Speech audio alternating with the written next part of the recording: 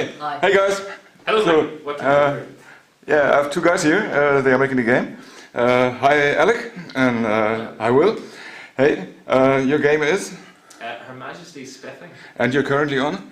We're currently attempting to kickstart the game, which if you were to go on to Kickstarter and search for Her Majesty's Spiffing, I'm sure that you'd be able to find it with relative ease.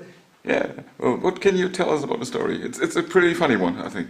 Well, you're too kind. Perhaps a little bit too kind. It's basically set in the near future. It's a sci-fi adventure game whereby the Queen of England has decided that she wants to expand the British Empire once again. Unfortunately, because the traditional methods about going about such things have fallen out of favour with society in general, the Queen has instead turned to the stars. So in our game you assume the role of two British astronauts sent off into space to try and discover new habitable planets to claim for the British Empire. Okay. And that means that it's a space adventure, or it is more space comedy, or it is more located on planets, or? Yeah, the game, we're trying very hard to be funny. Perhaps too hard, but yeah. So it's a comedy adventure game.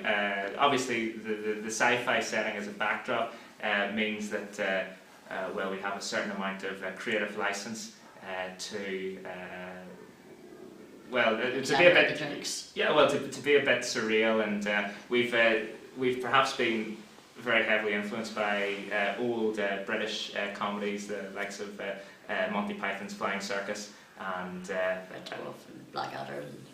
Yeah, sort of old British sitcoms. So a lot of the humour has been, some would say lifted, others might say plagiarised directly from the likes of Blackadder and Monty Python. So we hope people that enjoy that kind of humour will enjoy our game. Okay, so how far are you with the production? What's your status actually? Well, we've been developing the game now for the last 3 months. So in that time, we've actually put together quite a bit of artwork for the game. So we've got quite a few characters, designed and animated and in the game engine already. As far as the mechanics of the game goes itself, we have a prototype that we've so we can navigate around our world, and we've got an inventory system that we've spent a bit of time on at the moment. Back in Belfast, as we speak. Our lead programmer Ryan is frantically putting together a conversation and dialogue tree system. So we hope to get that into the game within the next couple of months. Unfortunately, things are obviously slowing down a bit over Christmas. Yeah, we hope to have a playable prototype of the game that we're hoping to release online, so people can play and get a feel for the story and sample the first 15-20 minutes of gameplay later on in the spring, sometime around April time. Some will laugh, some will cry, some will be indifferent, I'm sure. Hopefully they'll all laugh, or at least smile in their eyes, or whatever. Oh. That's what we're going for anyway. We're looking to amuse people. So we're talking about a classic point-and-click adventure game from a third-person view. Oh yes. So it's based very heavily on sort of the mechanics of the point-and-click adventure games that we all know and love. So obviously we've taken a lot of inspiration from the old LucasArts classics, but obviously trying to modernise a few of the mechanics and stuff, just basically reducing the amount of. I know it's point-and-click, and everybody loves clicking, but we're obviously trying to reduce the amount of clicking, so we'll probably have just as much pointing but less clicking.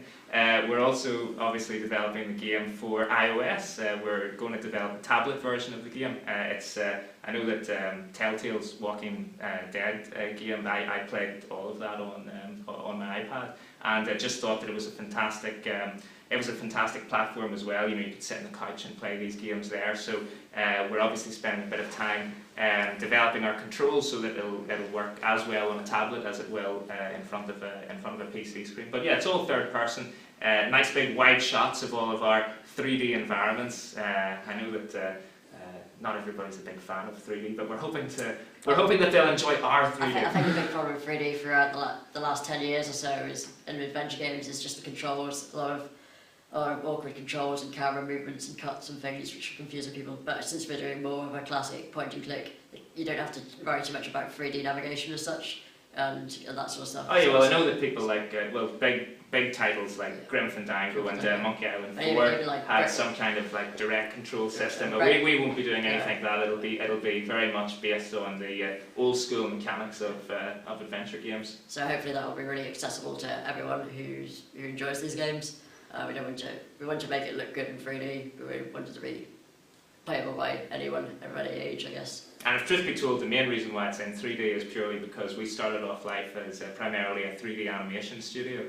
So we're just trying to use the skills that we have that we hopefully continue to improve upon year by year.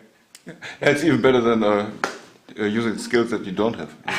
Actually, because it's very expensive whenever you have to employ other people to. Is that why you're employing a script writer to make your own jokes? Thank you, Alec, thank you. So, what do you think? When will the game be done? What do you aim it for? Well, the game will be split into 3 different chapters, or episodes, if you will. So we're hoping to have completed episode 1 at the end of November 2014, just in time for Christmas. That is, of course, if we're successful with our. I don't believe we've mentioned that we're on Kickstarter yet, but feeling that, feeling that it'll probably take a little bit longer, but we're aiming for episode 1 to be finished by November 2014. And then the other ones? Depends on funding.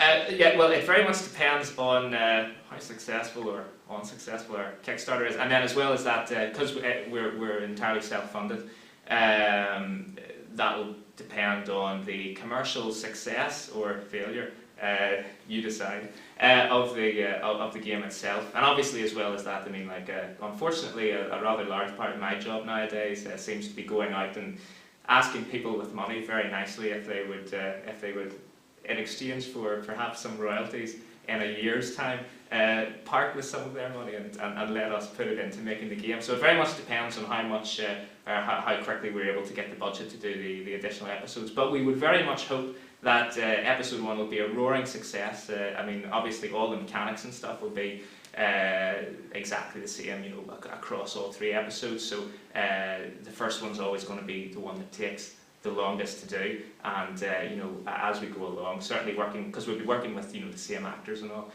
we'll plan ahead and try and record and develop as much content as we can for the other 3 episodes, or sorry, the other 2 episodes, as early on as possible. So can't give you any definite answers, but it'll be a journey anyway. But we hope to try and make it as short a journey as possible. Okay, who's that guy on the table? This is Captain Frankly English. He's one of the crew.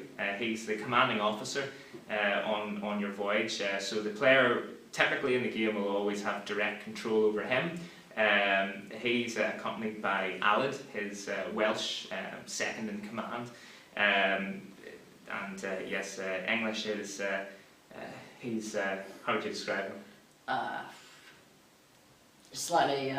He's taller than this in real life, it must be said. This, of course, is a miniature model. He's a quintessentially British, chap. It's almost sort of like upper-class sergeant almost. He's very sure of himself. Sergeant, I'm sorry, Alec, he's officer class officer here. Class. Yes, we're talking more of a major here. Major, But so he's perhaps a little bit posh, but absolutely devoted to this notion of Queen and country, and obviously a very honourable chap, if perhaps slightly naive, which may become apparent to the player as they play throughout our story, but hopefully somebody that the players will enjoy spending time with on their adventure. Okay, so a topic we didn't talk about yet. You're running a Kickstarter at the moment. Yes, we are. So how long do you have to 9 days, I think. Well, let me correct you. We've 8 days remaining of our Kickstarter. Where did yesterday go? Where did yesterday go? But so we're getting quite close to crunch time. We're quite a bit off our target, it must be said. However, stranger things have happened. And it's definitely something that we would hope that people watching will feel that they would like to get behind. We've got a variety of rewards for backers, including your own 3D model of, as I say, our game's lead protagonist, Captain Frankly English. So, as I say, we're very easy to find on Kickstarter. If you just type in Her Majesty Spiffing, we'll be right at the top, and we've got 8 more days to convince all of you folk that this is a project worth backing. Indeed. And we're on Greenlight as well, so you can vote for us in Greenlight on Steam if you're looking at this after our Kickstarter is finished. So yeah, definitely keep a lookout, and yeah. Yeah, and we'll be with the Greenlight page. We're perhaps on Greenlight a little bit earlier than one should be on Greenlight, but don't worry about that. We'll be updating that page after the Kickstarter is finished as well with our progress, and we'll be putting information up about this demo that we're working on, which, as I say, will hopefully be available in the springtime, that people will be able to download and have a try of the game themselves. How was AdventureX for you? It's the first time you've been on such an event? First AdventureX we've been to.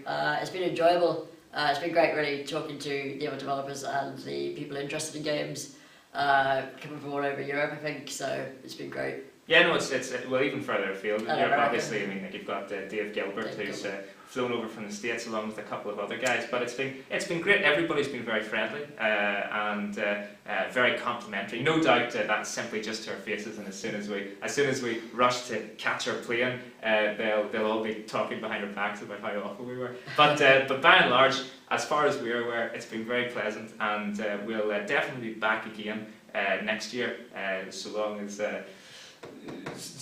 we're still in business. Still alive. That's a word. Okay, then we see each other next year again here.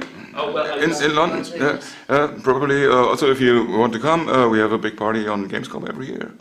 Oh yes, yes, you mentioned that before, and absolutely yes. If we make it to Gamescom this year, which we do intend to, we'll be along at that. Okay, then good luck with your Kickstarter, and thanks for the interview. Thank you very much. Bye.